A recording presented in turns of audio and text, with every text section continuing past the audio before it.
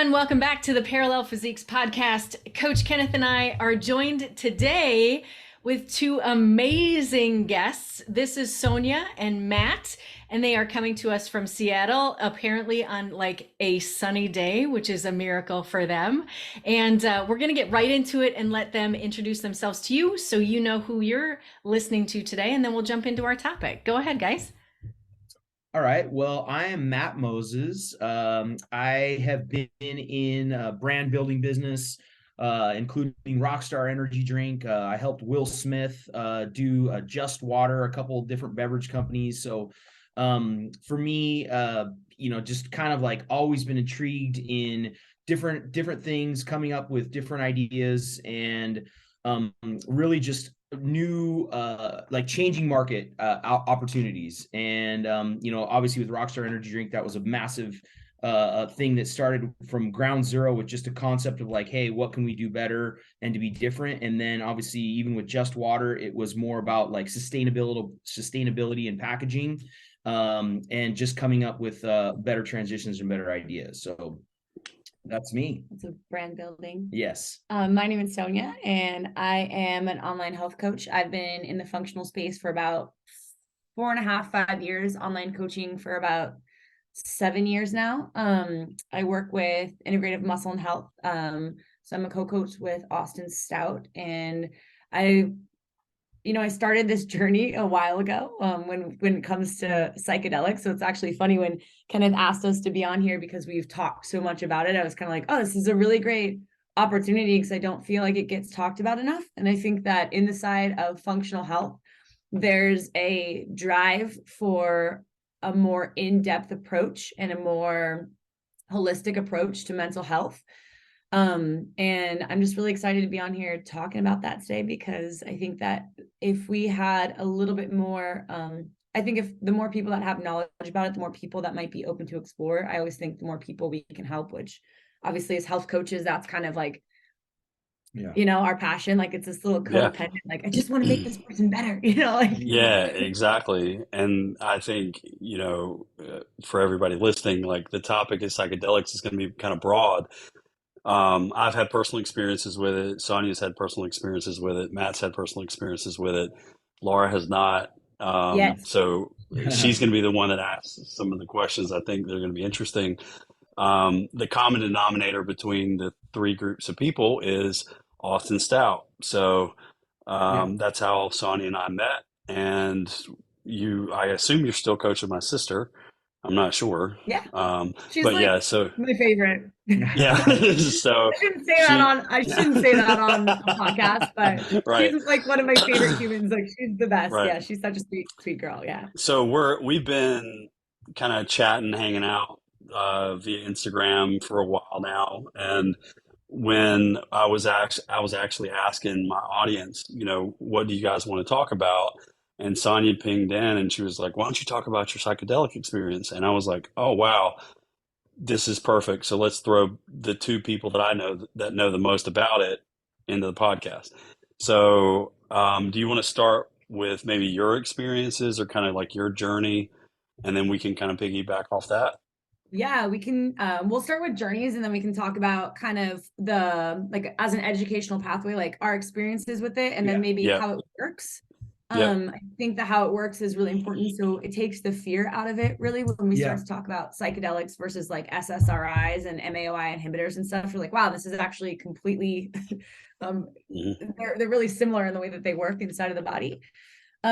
So my experience with psychedelics actually started about 2 years ago. I am a recovering drug addict. So I spent about 15 years in a pretty bad addiction to everything. So opiates, mostly dopamine driven narcotics. So like amphetamines, methamphetamines, a lot of opiates, cocaine, pretty much anything. Didn't really discriminate against anything very much. And I got clean in 2013. And I still had a lot of trauma. As I'm sure as anyone can imagine, you spend 15 years in a drug addiction, you come out with a lot of trauma. And I really lived in a like too blessed to be stressed, like I'm fine, but was extremely disassociated from my past. And really, like, I had painted a story for myself that, like, none of it really an optimistic, like, it made me who I was, so none of it really affected me. But I think that there was like massive unresolved trauma. Massive unresolved trauma that I had just kind of like shrugged off. And I knew that after I went through my divorce in 2019, I knew that a lot of that inner trauma was playing a big part into my kind of like obsessive compulsive need for control, right? So coming out of a prep, really seeing it firsthand, not being able to like stop for anything, just constantly feeling like I was in this like fight or flight mode, right? Like obviously I always get confused on podcasts of like where the listening audience is, but basically just cortisol on high all the time, complete adrenal failure, just completely just distraught over everything all the time. And my system was just heightened. And I knew that it had not necessarily ever come down from when I got clean, right? And then through prep, it had only magnified everything. And if I really wanted to get— And for the people that don't know what prep is, she's talking about— she's talking about so here's the thing. You've got my group of people listening, and half of them probably understand what prep is, and then you got Laura's group of people that are listening. They do not understand usually bodybuilding jargon. Going through an extreme bodybuilding prep, I think the reason I was so good at it and really connected with that was because every tiny little thing was controlled, and I tracked everything. And it was really a way for me to escape the present time and to like disassociate. So I was either always tracking my food or doing cardio or going to the gym or thinking about this or doing posing. It was everything to not be in the moment, because in the moment was something I was very uncomfortable with. You can kind of, I mean, addict behavior, if you look at it, like overall addict behavior is like that obsessive compulsive, and like whatever you're going to do, whether it be bad or good, you're going to do it very, very well. So, you know, what's so interesting about that to me is that quote addict behavior you're talking about, or coming off of the trauma, and having the OCD and doing so well in your bodybuilding prep because everything was so controlled. I mean, I think about our lifestyle clients, and I have some clients who like their habit tracker that they use is so detailed and everything has to be so much that. I think that it's really important for us to think about this. You have this unbelievable story. You have this unbelievable history that you had come out of, right? And you had find ways out of that. And I think to say, whether it's an unbelievable story or it's how we all do that with ourselves. Oh, mine isn't that bad. Like I can hear people listening to this going, oh, mine isn't as bad as Sonia's, but it is just as bad to ourselves. Like we don't have to have your experience. So I think that's really important to point out. Yeah, it's trauma is trauma. And it's so funny because we even had to call each other out. He's like, I don't have any childhood trauma. I'm like, I don't understand. Like, I don't have any childhood trauma. And I was like, I feel like we need to revisit your past a little bit. It's funny, we really undermine there's two people. We have people with more of a victim mentality, which I don't associate with much of those people, right? And then we have people that are kind of like that. It's not a big deal, right? And so we kind of fall into it's not a big deal, but it doesn't mean it doesn't need to be addressed. And the one thing I started really realizing when I started looking into using psychedelics was like, I am so disassociated. I can't be in a relationship. I can't be... even to be in an intimate experience, I had to be completely disassociated with music and like just I couldn't be in any moment. Like I felt uncomfortable in any moment unless I was alone. And it felt really it just felt like I was in a bubble, I guess, like in a fish tank watching the world, I guess is how I felt. Yeah. And I honestly, like, I think that kind of is a good intro for like my story, how we met one another. We were both in that stage. We were both kind of just numb, and I was doing reckless things to just to feel something again. I will work my way backwards of like my stuff from that point was that I was about 4 years of heavy alcohol and drug use, where Sonia and I are a little bit different is that she'd kind of done her thing and was in the outside of a box, where for me, I was in the societal norms of the job and doing the day-to-day thing, but at the same time I'm going out and drinking every single night, having 10 whiskey sours, and just like aggressive behavior that was considered almost normal that people were doing when it comes to, like, oh, it's just cool, he's just going out having some drinks because he's able to go to work the next day and function. And for me, I was dealing with massive amounts of depression and not even realizing it, more or less. When her and I met, it was like, oh yeah, I've healed, I've grown, I've done my counseling, I'm in a good stage, like life's good. But really, actually I sat down with her and she's like, well, are you really happy? Really digging in. And like, honestly, we were just sitting there and she was like, where are you at? And now she's like, well, like almost like, because I had all these red flags. She was just asking about these red flags. Sign me up. Like a red flag factory over there. Yeah. And then she just literally was like, hey, so how are you? And I'd answer. And then I was just like, well, wait a second, pause, thinking like, no, I'm actually lying to myself. That's not true. I'm not okay. I'm not in a happy place. And I do want to change. I do want to grow. And at that point, I was on tons of depression medicine. Like I said, I was drinking, I'm doing all this like just erratic behavior. And it was just like, we got to come to something different. We got to come up with something new and have a change of our lifestyle. Really like high risk behavior. Like he didn't go anywhere on his bike unless it was like 100 miles an hour. I'm like, can we slow down? Like, yeah. Just to feel something again. It's hard to describe, but like, I wasn't like that, 15 years ago. I was just going in through almost like bad divorce. Yeah. And just like massive ego and just caught up in all these things. And then it got to be a point where, oh, I'll take antidepressant medicine. Oh, wait, I'm completely numb and can't feel anything. And that was one of the questions. She said, do you want to get off the medicine? And I was like, no, I love this feeling. I can't feel I love being numb. This is great. It's like amazing because everything just bounces off of me. Like, life is great. She's like, well, you don't get to feel anything though. And I'm like, oh yeah. She's like, I don't really feel anything either way. And I was, for me, right, because I'm a question asker, it's just natural. Like I'm like a natural researcher. I was like really intrigued because it was like, I'm trying to feel and I can't feel because I have this emotional block. And has high feelings and numbing it. And it's just that interesting perception with like feelings and human beings. And Kenneth, I'm sure you can relate to this too, right? With even your journey, like a lot of people are trying to feel the right stuff at the right time and not feel the bad stuff at the bad times. And I think that we're almost in a society where like we don't necessarily always have coping skills for how to understand and work through the bad stuff and continue to like I can feel this and it's okay. And I can work through it. It's either numb it or exist. It doesn't happen or anything to escape that feeling instead of sitting in it and working through it. And like psychedelics are kind of like that gateway into like, how do we sit in this emotion and how do we work through it so we can come out the other side? Yeah. Yep. I guess. Man, there's like a whole list of people right now on my roster that I hope listen to this because you're saying exactly what I talk about all the time.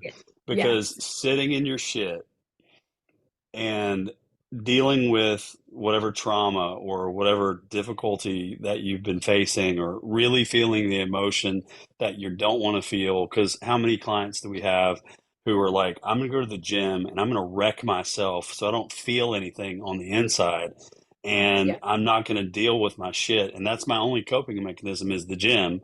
And so now I got to find something else. Oh, it's alcohol. Let me just drink that or let me just do whatever. And so it's interesting, like you would take a topic like psychedelics and you start talking about your experience, Matt's experience, my experience. And what it really is just the human experience. Correct. Yeah. It's every human dealing with the normity of the day in, day out life of having trauma, because trauma is going to happen. Yeah. It surrounds us. Yeah. Yeah. How do you manage it? Right. Yep. And we live in such a dopamine driven society. Every single thing, whether it's like our phone going off, exercise, gambling, shopping, online shopping, Amazon, sex, Tinder, hookups, like it's everything is just right here. It's a dopamine response every single time, right? Well, I mean, the systems are built for that nowadays, right? Look at right. Instagram, Facebook, Snapchat, TikTok. Yeah. The theory, like the theorems behind them are all like tick, tick, tick, all the algorithms. They want it to go faster. Click, click, click, click, click, hit that dopamine. Caffeine, Adderall, food. Yeah. It's just a serious, and we live in a hookup culture, right? So it's just anything to feel that little rush of dopamine at any time. And it becomes this like constant seeking. Even in bodybuilding prep, you'll see as food goes down, dopamine behavior goes up. Yeah. You're doing all sorts of erratic shopping, making weird. Yeah, there's the prep brain. You've got a whole cart full of stuff on Amazon, and you wake up and you've ordered $500 worth of shit. Yeah, and you don't even know why. Right? Yeah. It's funny because people will ask like, well, why is prep so expensive? And I'm thinking, well, coaching and supplements. And then I really want to be like, all the dumb shit you're going to convince yourself that you need. Like, here's a $50 water bottle that has like on it, you know, like in a backpack with a patch, it says competitor, like all the things that we have to have, you know? Absolutely. Yeah. It's that, it's the retail therapy. And I've fallen victim to that. And, you know, I would say every person that I've ever talked to as a client, it's like, you go in and like, I'll never forget this. I'm in the best shape of my life, my first bodybuilding competition. I'm shredded to the bone, right? And I walk into Lululemon. First of all, do I look like a Lululemon guy? No. At the time, I was like, I can be. I'm going to be fucking Lululemon guy. Absolutely. Yeah. We'll walk in, see what it's all about. Right. So I walk in and I walk out with $2,800 worth of Lululemon. Did I have $2,800 to spend on Lululemon? No, but my credit card did. And I felt great for the moment. And then about a week later, when I'm looking at, I don't know, 3 pieces of clothing, because that's how much it cost, I'm like, man, that was the dumbest shit I've ever done. Yeah. And so I think it's interesting. My experience with psychedelics, it's brought clarity to the dumb shit. And I don't know if it does the same thing with you guys, but like, Sonia, like, what'd you do your first time? And where were you at? Where were you at? So mentally, I mentally was at a place. I had just listened to the podcast that Jeff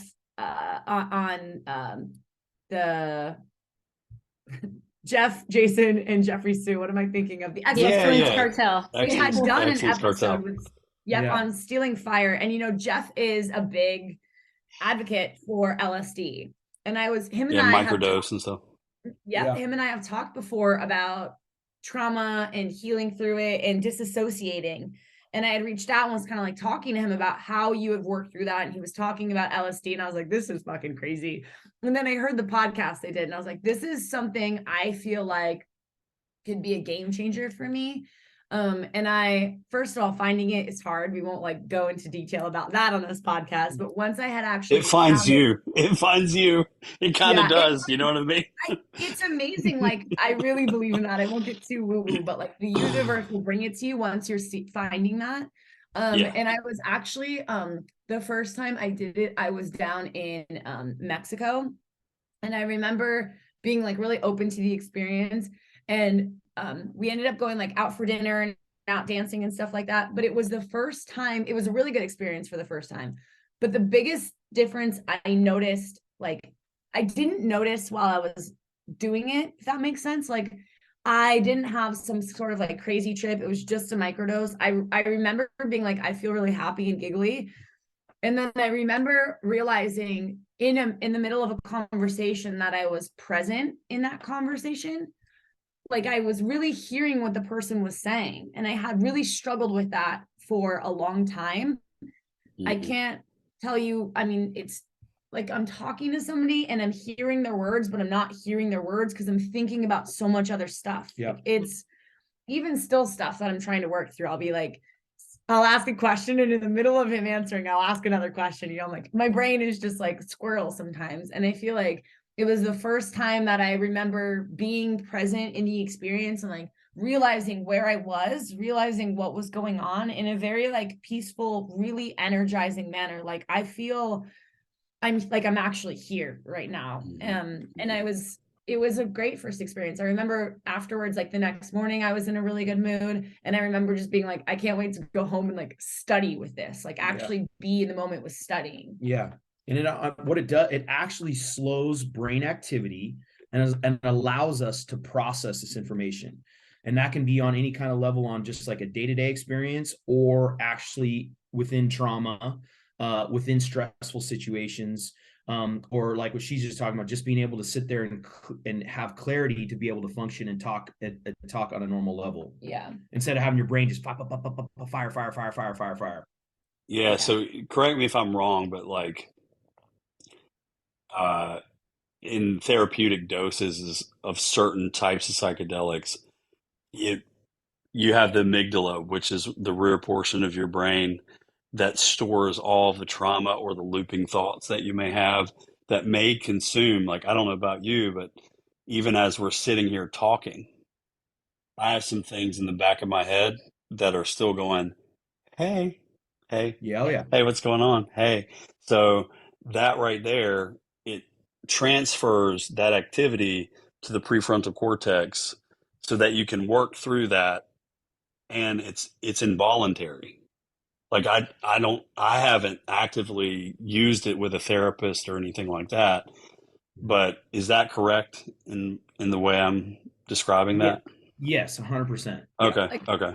It's almost like we have files in our brain, and it's like someone through time, the file cabinets, it's a fucking mess. You know what I mean? There's files everywhere.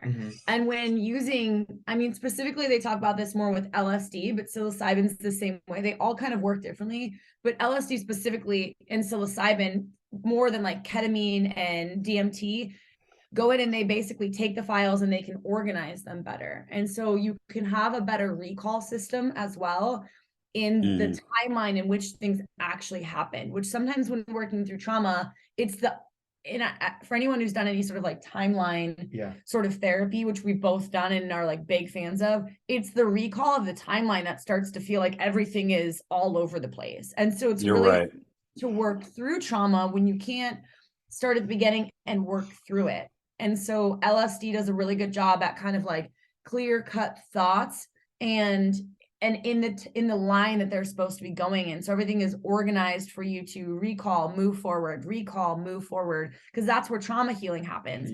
Is you can go into the situation and then work your timeline through, go into the situation and then work your timeline through. And that brings you from that past trauma into present time with that experience is working. Yeah. So let me see if I can close a loop there in my brain. So a lot of people, what I see is you have two sets of people. You have people who cannot compartmentalize. You have people who can. I'm not a compartmentalizer. We've all been through gut protocols, except for maybe Matt. And I have. You have. Okay. So you've been through it before. So you have all these supplements, right? It's like just a mountain of supplements.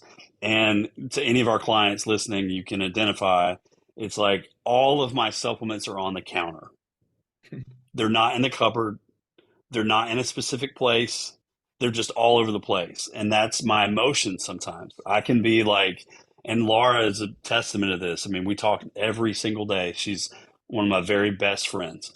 And so she'll call and check on me. And I'm like, I'm a mess over here. And then the next minute I'm okay or whatever. So my compartmentalism, we're a lot alike, Matt. I think the couple of times we've interacted, I'm like, there's a lot of similarities there. So when you can't compartmentalize, it's just everything's going all the time. And then you have people who compartmentalize, who's disassociative, which is you, where you're like, I'm going to lock that motherfucker up and I'm not going back to it. And what happens is it's really difficult for the people who compartmentalize and don't go back to things to work through trauma. And then with me and Matt, we don't necessarily order things in a fashion to where we can get to the end of the trauma. It's just we live it, we relive it all day long, every single day. And then Sonia's like, no, we're fucking staying right here. We're not talking about anything. We're not doing anything. And we're just going to die with this trauma. Yeah. And I'm fine. Yeah, exactly. So that's where I think that's what's important for the audience is like both scenarios, it organizes your thoughts in a place to where you can get clarity as to, like, I don't know about you, Matt, but like there's been times where like I know there's something true. And like one of the things about me is I don't trust myself. Right. So like over years, I'm 40 years old. So 40 years of not trusting myself. Boy, have I fucked up some things. And then I know that to be true, but it was never a reality. So after psychedelics, I was like, you know what? I don't trust myself. And everybody's like, yeah, you said that to me. Yeah. And I'm like, yeah, but I didn't understand why until now. Yeah. And it's because you can't work through it, right? Yeah. Yep. Yeah, 100%. I like, you couldn't have said that, I think, any better, to be honest with you. It's just being able to have that moment where that light bulb goes off. That's the best thing for me, is like the light bulb goes off and you can kind of be like, okay, here's something that I have. Here's something that I need to deal with. Now, let me see how I can put this action in place to fix it.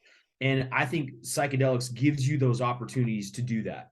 It gives you that opportunity to have that light bulb go off, have that awareness, and then to go in calmly and to be like, it's like that death of ego. Instead of going fighting back and forth in your head of like, well, this, and I got to go against that. It's just like, okay, cool. I have this piece.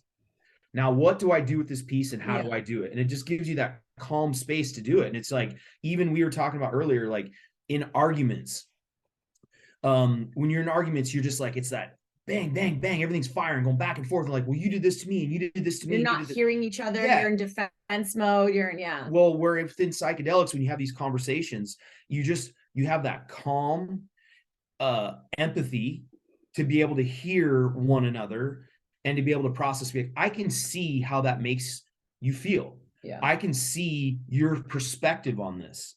And just has that breakdown of things to where it slows everything down, and then you can actually process it, and then have growth within not only yourself, but within one another in a relationship as well. In like the neurochemical like aspect of that same exact thing from like the science side, it's like it releases serotonin that's naturally going to be calming on the body, right? It's going to release things like GABA, which is going to be calming on the body. It's going to lower blood pressure. It's going to help release oxytocin. So oxytocin is like the love drug, like it's like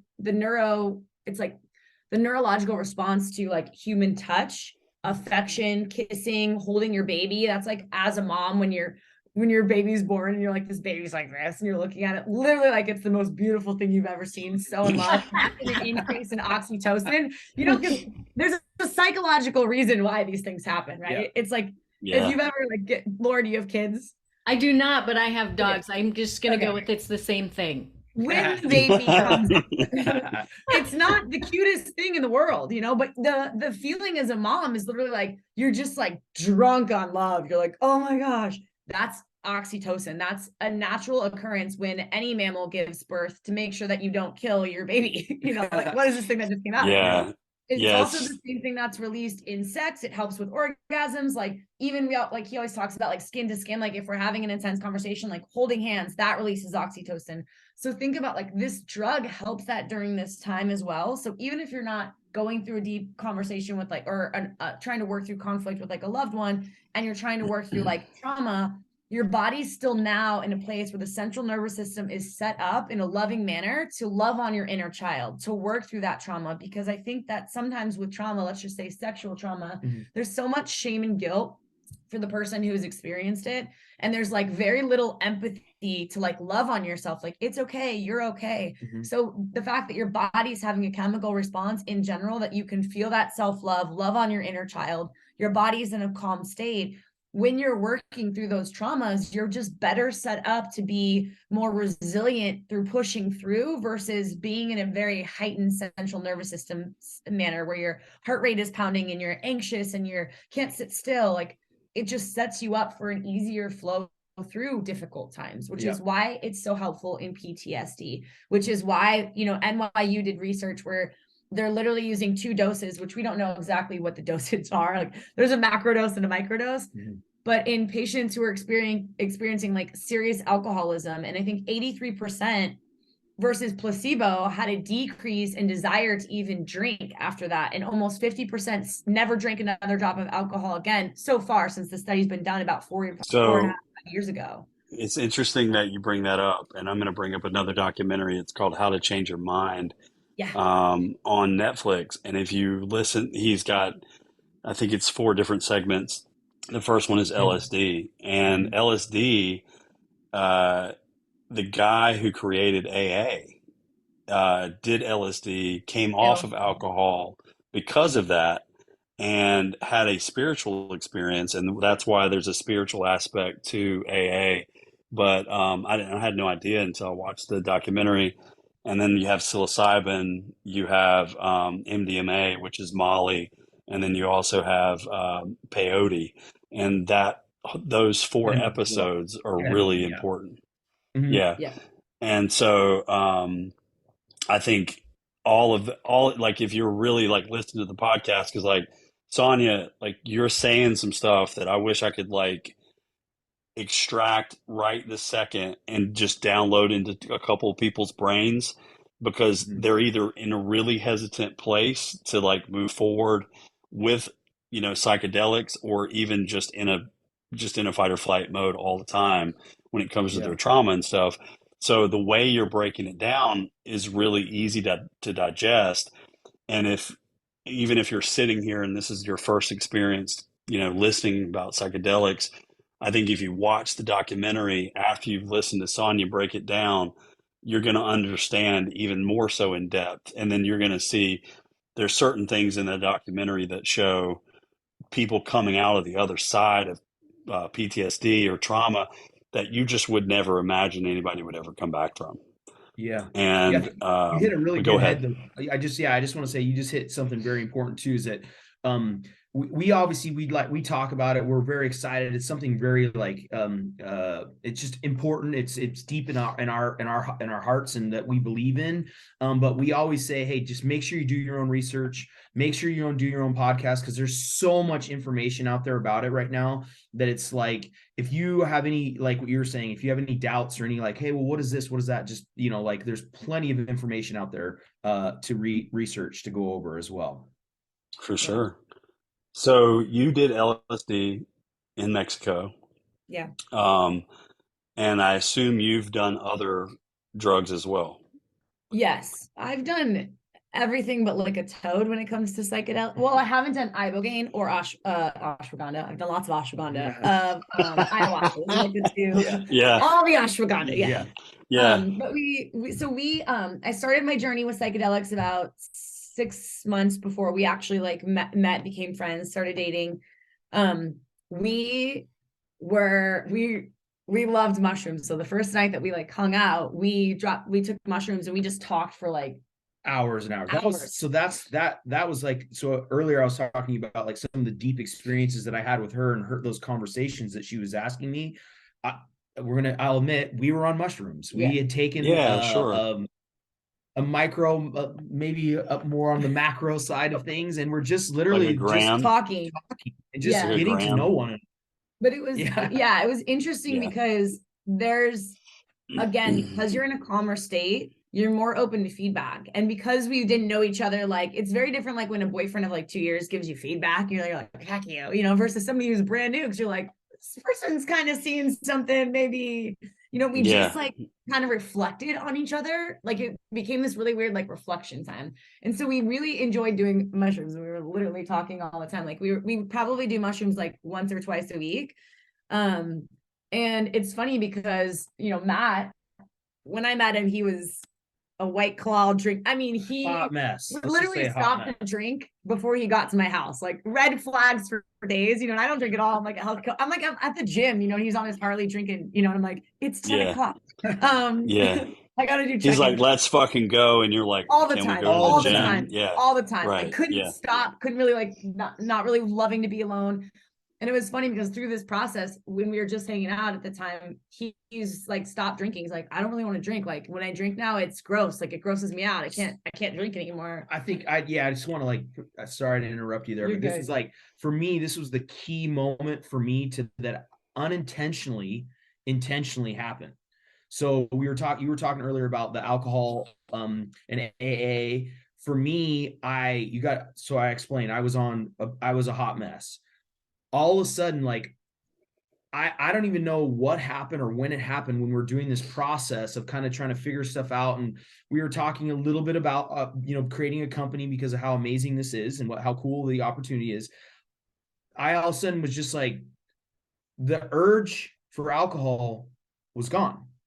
And it was just one of those things. It was like an eye-opening experience of like, I didn't set out to quit alcohol. I didn't set out to say, hey, I've got a problem.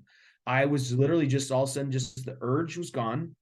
And it just was like, it just doesn't do anything for me anymore. And I couldn't explain why. I just know that it was just like, I don't know. It's just that feeling of that attachment to alcohol for me was gone. Yeah. And that was like a That's personal incredible. breeze, Yeah. like, oh my gosh, like, wait a second here. What is this? Going Yeah. from where I was to then where I was now, unintentionally, just by like doing this process. And it was just like, oh my gosh, this is something extremely special.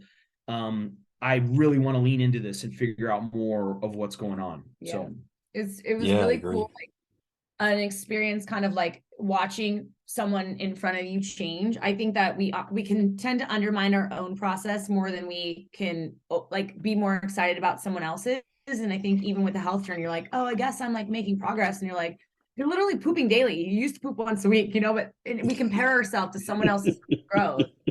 And so it was really cool to start to see like how like little things were changing, but also how as things would come up just with life, how like watching his ability to like stop and be like, okay, yeah, maybe this is something that's going on, looking inward versus outward first.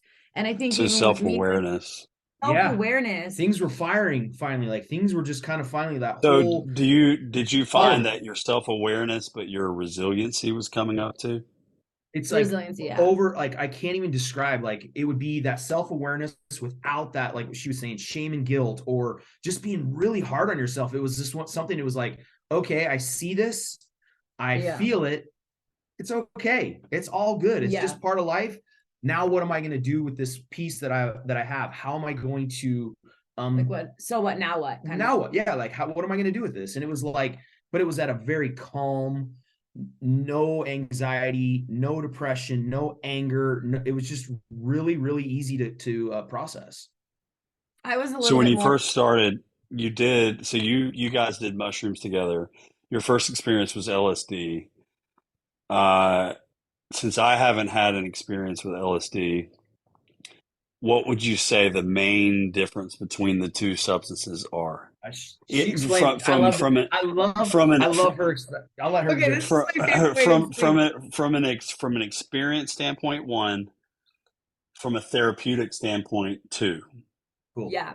So the easiest way I explain it to people when they're first asking me, this just came out one day, we've kind of stuck with it, is that mushrooms are more like, yeah, whoa. And LSD is more like, wee. Like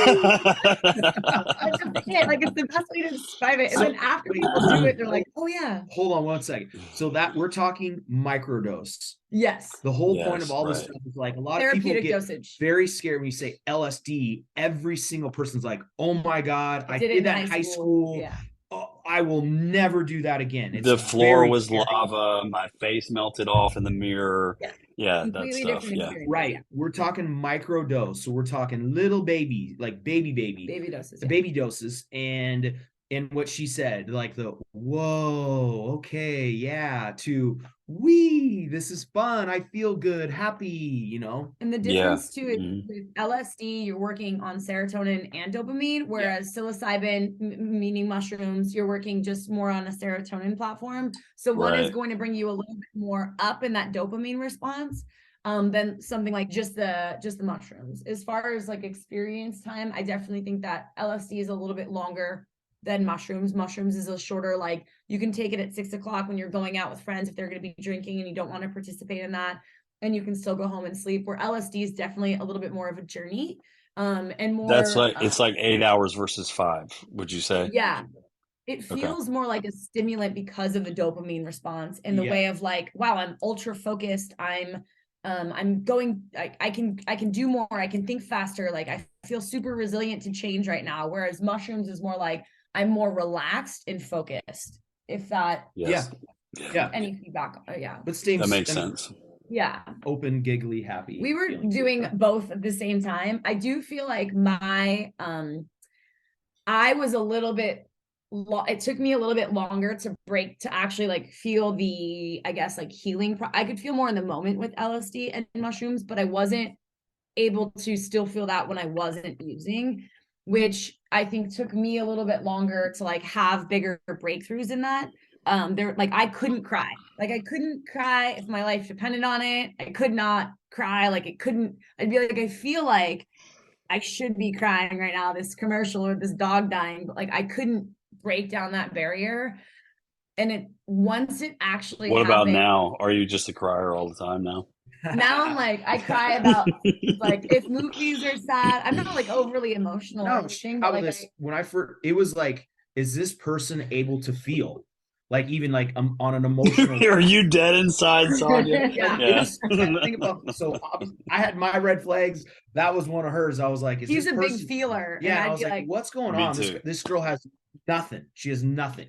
And now I don't think it's like an over, but now it's just like kind of a day-to-day, like a Yeah. normal, like, yeah, if something happens, hey, I'm sad. I'm allowed to shed a tear. I'm allowed to Yeah. feel this. It's actually healthy to go through and go through those emotions. Yeah, I was kind of like flatline in the sense of like if I would have thought about like killing myself, for example, and I thought about it sometimes just because it's like was something Yeah. that you think about, right? Wait, whoa, you gotta explain that a little bit more. Like, I'm going to. okay, cool. If I Sorry. thought like oh, like you're thinking about like, well, what if I killed myself? Like, what would that feel like right now? Because I'm a thinker. I'm like an analytical thinker, and I remember thinking like, if it happened and I were to die, like it would be like kind of like, okay, well, I died, you know, like that was my emotional response. And now when I think about that, because I think about weird stuff, like what if I got hit by a car and I died? Like it makes me sad inside. I feel sad. I feel like I miss my family and my daughter and Matt, like our what we have. Like I feel this like sadness deep inside of me, which is a normal response when you think about if you were to die. But I didn't Right. have that before. And that was always like not something I really shared with people because I wasn't suicidal by any means, but it was alarming to me that I didn't necessarily care. Like I couldn't feel the caring, the empathy that I had, you know? And I think I was in such a Right. defensive, I couldn't hear feedback. Anything I would like shut down and block out everything, you know, anytime I didn't want to hear something, my whole system would just shut down. So And I question. So for you, when you think about the journey that you've been on, you've done this journey on your own, right? You haven't had think like counselor, right? You haven't had I've someone been in walk- therapy. You have. Yeah, We've been in massive therapy. We both have had lots of Lots work. of therapy. Okay. Yeah. So But is it's this- been so you're separately, you're not doing it with a counselor. You're just doing these things extracurricular to explore things that you're working with your counselor on. Yes. Yes. Yeah. There's Yes. so That's what I I've was done. gonna say, so we like a lot of people, you go to counseling, you get this piece of information, you're like, okay, what do I do with it? And then Yeah. Oh yeah, I'll implement that. right. This was something that allowed us to take that information, process it, and actually Work on it. implement it into our day-to-day lives. Gotcha. Okay. Right. Right. Right. So this is really a way for you to work through those, because I know I've been in counseling multiple times, and I mean the first 3 counselors I went to for years, I just sat there and told them what they wanted to hear because I knew what they wanted, because I didn't know how to get inside of myself, because I was like, I don't know, like you are the one who's supposed to be able to go hello and see me, and right. So it feels like this was a way for you to be able to finally go, here's a thing, and they go, yes, there's the thing, and you get to it together, and then you can go work on it. Yeah. Yeah. And it was Yes. actually cool because the counselor are honestly doing exactly what you're saying. Like, you know, before we were in there and they're just kind of like, okay, all right, we'll keep digging into that. Let me hear more about that. Cause they're trying to get you to have that thing go bang. Oh, and now where we were having is like, we were like, I'm feeling, and I've seen this, and this is how I feel like I'm going to go about this. Then they're like, yes, go do that. That's perfect. is the best way to describe it. Plus, when it comes to like healing, for anyone who's like a functional client or going through some sort of like trouble healing or autoimmunity or anything like this, there's an actual cellular response with trauma. So when we go through extreme traumas, and trauma can be something very different for everybody. It can be a sexual trauma, it can be physical abuse, mental abuse, it can be divorce, a loss of a loved one. If the body goes through an intense trauma, a response can actually be what's called a freeze mode, which is when, to protect the body, it goes into like hibernation. It slows down mitochondrial function and cellular function inside of the body. And you see this in trauma responses at times with people, which is where that whole like the body keeps score, autoimmunity, deeper trauma and healing processes happens. And if we can't get to the root cause of that trauma, like there's things that in counseling I was like, oh, I forgot that happened. I guess that's kind of a big deal. Yeah. Like, oh, I forgot that, this happened, and you'd be like, okay, that's kind of a big deal. But you cannot, your body will have more resistance to healing if you are not able to work through that trauma, because the body is stuck in like a hibernate mode to protect itself. It's a fight or flight response. We see it all the time with people who have like constipation issues. It's normally a stress that causes it, and then the buildup of dysbiosis or different bacteria inside of the gut that will keep it going, and then you'll see it re-trigger in a stress response. Not getting to the root of your trauma, not being aware of your traumas or being able to identify how they are affecting you could be the thing that's keeping you from healing. And say that louder for the people in the back, because here's the thing, that statement right there, I don't know how often I have to beat the fucking drum, but it's constant. I'm constantly talking to my clients about how if you don't dig in, if you don't look at your trauma, if you don't face it, if you don't work through it, I can only do so much. Like that's a portion of the healing process that you have to do on your own or with a counselor. Or, I mean, there's parts of things that I'm sure you and I both do as coaches, but at the end of the day, it's still the onus is on them to deal with on the inside, because I can't dig it out of them. There's a book, and I haven't completed it. I probably should. I keep saying, like, I want to finish this. It's called the Self-Love Workbook or the Self-Love Journal. And it's on Amazon. I think it's $13 or $14. It's very inexpensive. And I did it the first 6 months I was doing psychedelics. I was doing it probably like 2 or 3 times a week. And it takes you through a journey of self-reflection that is undeniable, right? Like you're really putting yourself right here on paper and you're really seeing it, because the questions that it asks you are like, what are your what are your blind spots for yourself? Or like, what are, like, one of the questions I remember that really hit home were like, what are some things that like you see in yourself that other people don't know, that are like things that you've done wrong? Like, I'm just going to use an example. Like, oh, I don't weigh my bananas at the grocery store. I ring them up as organic, like every single time. And like identifying like, what are some things that you do that nobody knows that you do, that if they knew, you would feel shame and guilt about, because we put that shame and guilt on ourselves. And writing that on paper was like, one, writing it on paper was massive. And then actually being able to like look at him and be like, I do this super fucking shitty behavior. I was like, he didn't judge me for it. He was like, wow, that's like really intense. But like being able to like state, like write it, acknowledge it, and then actually like be like, okay, I do this. I need accountability, or this is something like, once you put it out there, and if it's anyone who cares about you, friends or relationship, they're going to hold you accountable to a higher standard as well. So having that ability to like work through that self-love workbook was a huge part of the journey in this as well. That if somebody who can't afford counseling or just wants a first step, I say that is the best $15 you will ever spend, whether you're using it in correlation with psychedelics or not. It's a game changer for in-depth look with healing. Okay, great. So Matt, what'd you do? As far as, what do you mean? First time, in terms of what was your first time with psychedelics? Okay. How did you? Well, like, how about this? I back up, like, that's the high school thing. It's the, hey, I did it just for fun, partying, whatever. So her and I had a different journey where I was using it for recreational purposes originally. Like, oh, this is going to be so much fun. But then slowly having these breakthroughs along the way, of having like these really in-depth conversations, really starting to break down like that whole, for me, as a male, like that death of ego, being able to just process that stuff and being like, well, wait a second, why do I do this? Like what there, I do the X, Y, and Z. And it's like, well, why? And that backtracking, like, well, it's because in my past, my father did this to me, or in my past, my past girlfriend, did this X, Y, and Z, and then it's kind of like being able to process through that and be able to fix it and move forward.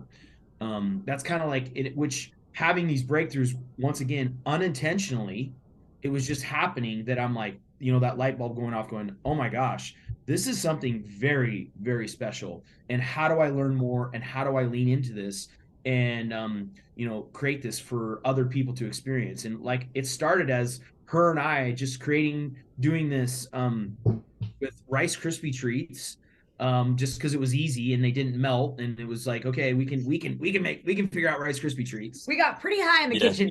I feel like it's starting to kick in, it's baking and the whole house is like cooked mushrooms. We're like, That's hilarious. Yeah. And just for like our friends, just like something. And then it kind of got to be, and then other friends were talking to other people, and then other friends, and it kind of just expanding more and more. And then like literally sitting down one day and be like, all right, we need a mission. We need to like focus and turn this into something mission, vision, values, very something special. And we are, because I mean, all this stuff is happening right now. Like it's everywhere. The legalization of it, the research, everything's coming out. Like you said, all the the Netflix, the podcast, New York Times, Washington Post. Yeah. And we were, I think, a year or two ahead of that curve a little bit. And so we were like, you were, yeah. Yeah. And like, get this to be something like really cool and special. And for me, being an entrepreneur, the business side of it was like, oh my gosh, it started out with like, dude, that it's like, here we go. Another one of these really cool opportunities for a business hustle, whatever it may be. But through the process, I can get goosebumps. The messages, from friends to people around I've never met in my life, you're like, this is changing my life.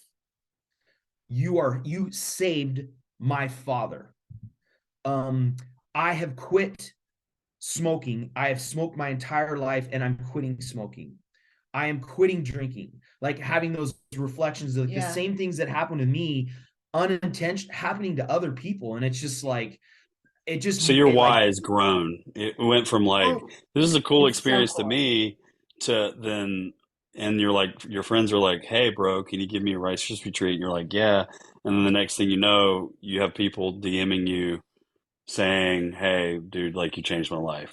And like, that's the why, right? Even just my daughter's dad, and him, and I talked to him about sharing this before too, but like he's an ex-addict as well. And he started drinking again, and he was drinking, and my daughter actually brought it up to me, and I didn't really necessarily want to say anything yet, but it had been brought up, and it was funny because we gave him a bar, and about 2 weeks ago, he came over to our house and he's like, yeah, I decided I'm going to quit drinking. I've been using that bar you guys gave me a little bit here and there, and I decided I'm going to stop drinking. And we started laughing because we were looking at each other. Got him. Like, I didn't say like, hey, your daughter is aware that you're drinking. I didn't even bring it up. Nope. Just on his own, he's kind of like, I started doing it and I like decided I don't really want to drink again. I mean, this is an ex-addict, like he put me to shame. Like for him to start drinking again, he put you to shame. Yeah. No reason. It's like, decided to stop. I just felt the same thing with me. I don't know what it is. I just don't have that urge anymore. I think I'm going to quit drinking. Yeah. It's like, it doesn't really make me feel good. I was like, wow. Okay. Like it was crazy to see that, but we have so like on a daily stories like that of people who have postpartum depression, anxiety, fear, trauma. Like it's more than brain trauma. Yeah. Like actual CTE, boxers, physical brain trauma. Can't figure out what's going on with the diagnosis. I've done everything. I don't know what to do. It's the last resort. This is my last resort. I don't drink. I don't do drugs. I've never done anything before like this in my life. Can you help me do this? And the process starts. And then, days later, going into the doctor saying like, it's it's regressing. It's literally going away. I mean, Really? Wow. you can't make this stuff Yeah, up. like actual brain trauma. Like physical brain trauma, like You healing. should get in touch with the NFL. They're using LSD and psilocybins in research right now with people who have CTE. Yeah. Because of that. So like with CTE, right, there's brain trauma, there's blood that's in the brain, and then the body's response is to release a natural killer protein, which goes in there and basically Right. suffocates the brain. And it causes this super early aging, but like the body starts, it's almost like an autoimmune condition. The brain starts to then kill off portions of itself. And this is where we see like anger, anxiety, depression, suicidal thoughts, abuse, substance abuse. And so they're actually doing research right now for people with CTE, right? The thing about CTE is you basically have to dissect the brain, right? So Yeah. as far as like, we have to go off almost like they're going off more of a biofeedback, but it's still insane to see. And then you have Navy SEALs with PTSD, right? All the research there. Google, like massive, like CEOs at Google are talking about their experience with LSD that they're using on a Well, bi-weekly. I don't know if you've heard, but like they'll have engineers who have like a mental block, Yeah. and they'll be Yes. go take some LSD, take a walk. And then when they come back, they're like, well, mental block's gone, and I figured out the problem. Yeah. And NASA it's has like 3 magic. studies. NASA. Yeah. Hmm.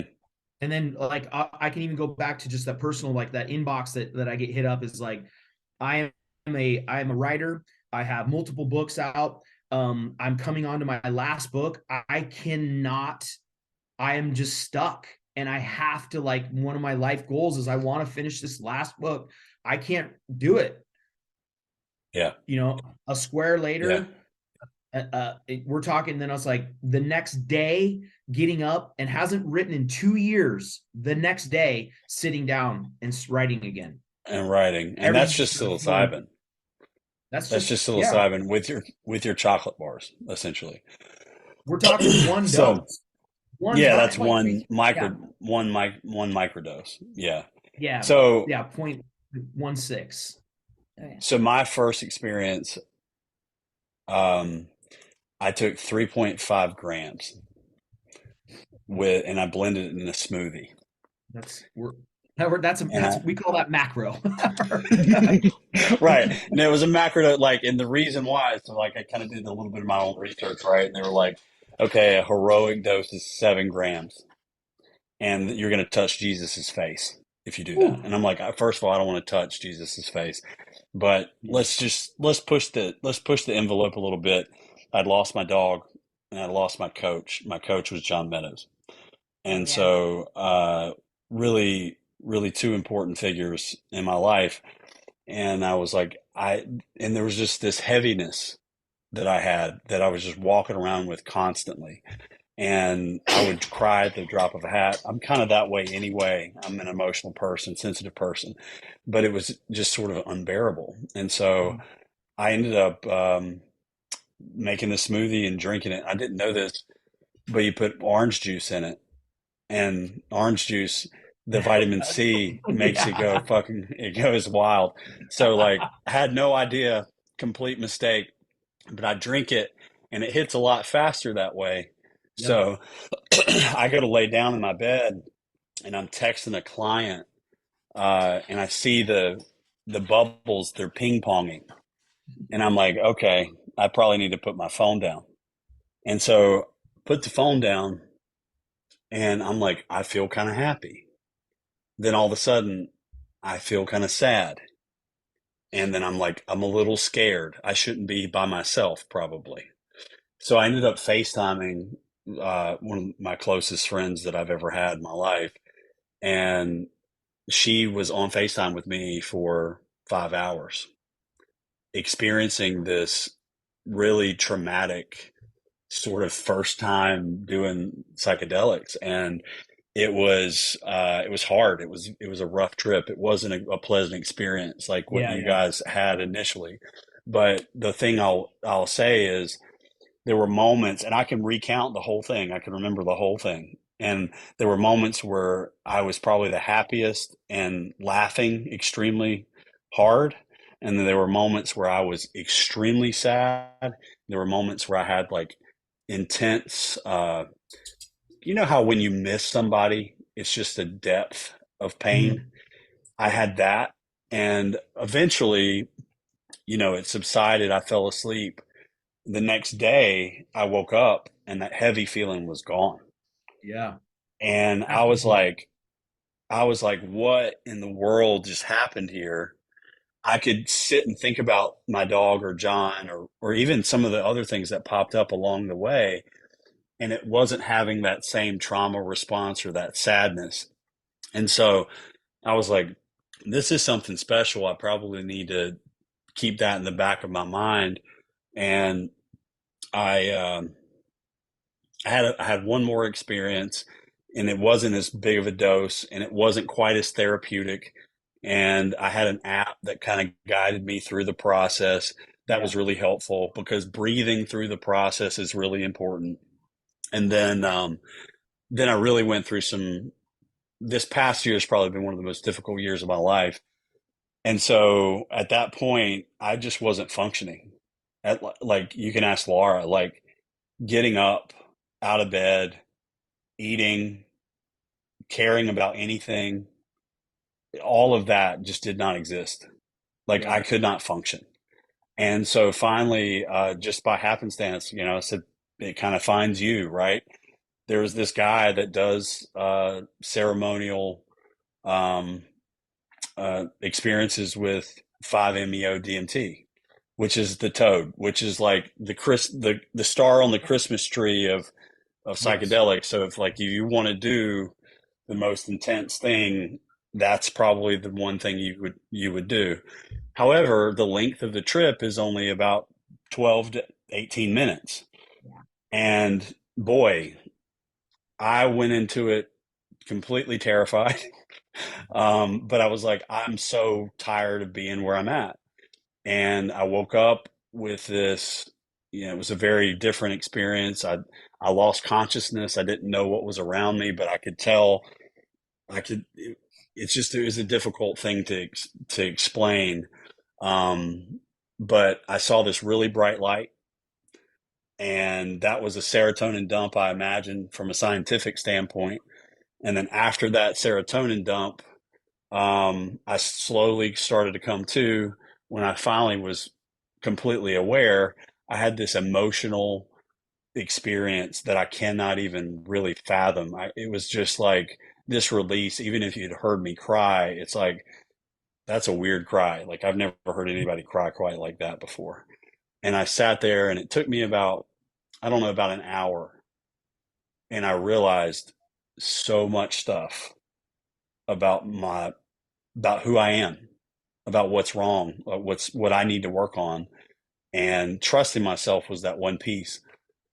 And then the other thing too was the immediate relief of certain traumas. So we were talking about the amygdala, right? And how that stores trauma. And there's a therapy called EMDR. It's rapid eye movement therapy, which basically moves your eyes from left to right, left to right. Well, that deactivates the amygdala so that you can process trauma without an emotional response. And so, or without fear, I should say.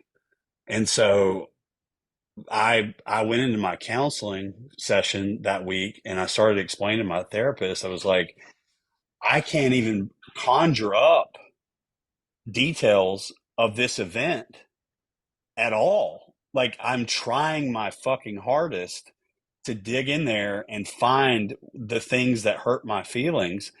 And it's like my brain was like, and we're done with that. You have processed that. You can no longer visit that trauma anymore. And my therapist just kind of smiled at me. She was like, you basically did about 12 sessions of EMDR in about 20 minutes. Yeah. And it was, and Laura can attest to this. I mean, it's not a magic bullet. You know, you have to work on yourself. It's kind of like, and Joe Rogan even described it one time in a podcast where it's like you take a hard drive and you wipe it completely clean, but you take all your shit and you put it in a little folder. And that folder is sitting on the desktop, and it says my past shit. And you can access that past shit anytime you want, but you can decide how you want to move forward in life. Yes. And for me, from here on out, like, you know, Laura's a planner, right? So like Laura's like, well, when are we going to do the podcast and like what time and all that stuff? And I'm not even thinking, I'm just like, we can call Sonia, we can call Matt, see when they want to do it. You know, I'm not thinking that far ahead because I'm living in the moment. And I'm also not necessarily always living in the past. There's still some things I got to work on, stuff like that. But I think that's the beautiful thing about psychedelics is it kind of brings you in this moment in real life and you're like, okay, life is so short.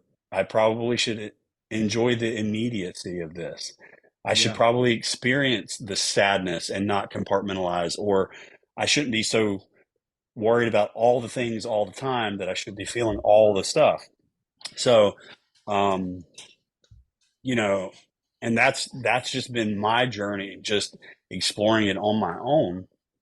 And, you know, luckily I have therapists kind of, I have two therapists kind of walking with me through a lot of other things. And I'm pretty self-aware in general, but man, does it take it to another level? And Yeah. so I think the reason why I wanted to bring you guys on the podcast and talk about it is when I tell this story, and sometimes I'll tell it in a really detailed way so that everybody can understand, like, okay, I'm getting ready to walk into this scenario and we're going to have this ceremony and you're going to have all these situations. And almost everybody looks at me like, holy fucking shit, there's no way, man. There's no way I'm going to do that. And then there might be a week or two goes by and they're like, I might do that. Let's go. Can you set that up? Can we potentially do that? So since I've done it, I've probably had 5 or 6 clients of mine do it. And you can see their progress. And you're talking about trauma. Their progress in a gut protocol post DMT is skyrockets. It's unbelievable because they're not living in that constant trauma state. They're not living in that constant, you know, fight or flight. They're dealing with what's in front of them. And so we're also big DMT fans. It's definitely I haven't done 5-MeO. I've just done regular DMT, but it is a completely different. Each one of these substances is completely different in their own healing journey, and I almost think the variety is really the experience because each one works a little bit differently in how it heals. Opening pathways and yeah.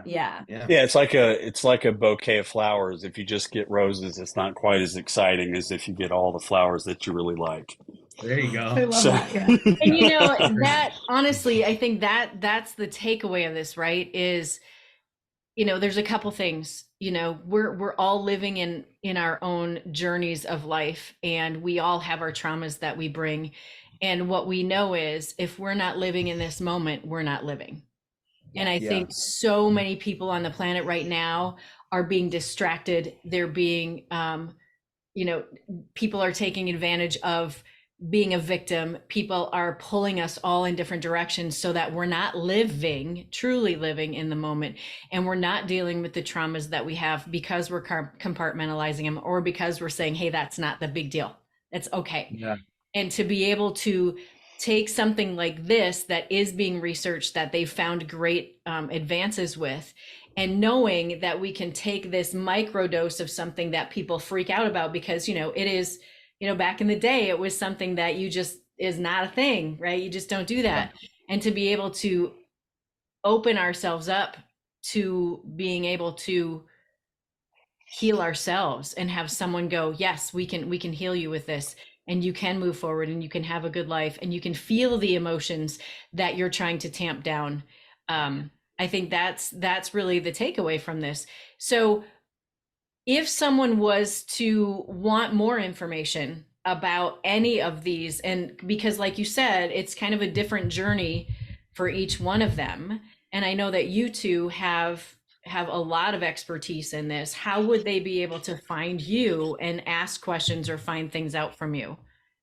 Go ahead with you do your page first. You can always ask questions at soniaspill.com if you have questions about what my experience was like or what working through trauma was like or some things I use with clients like the self-love workbook. I'm always open for questions on there.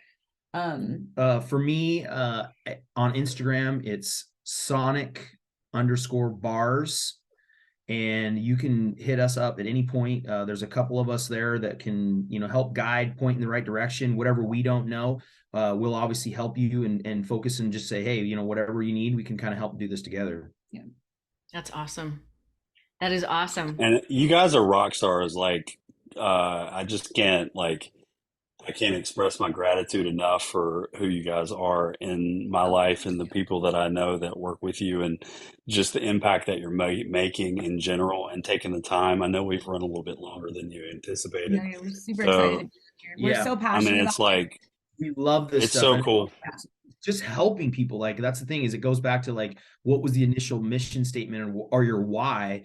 And now it's like the responses and the help. I mean, it's amazing. I remember we were talking one day about, because we have 2 kids and they're both 7, and we were literally like, could you imagine what it would have been like for us to be raised with parents with no trauma, right? Because we take on our trauma.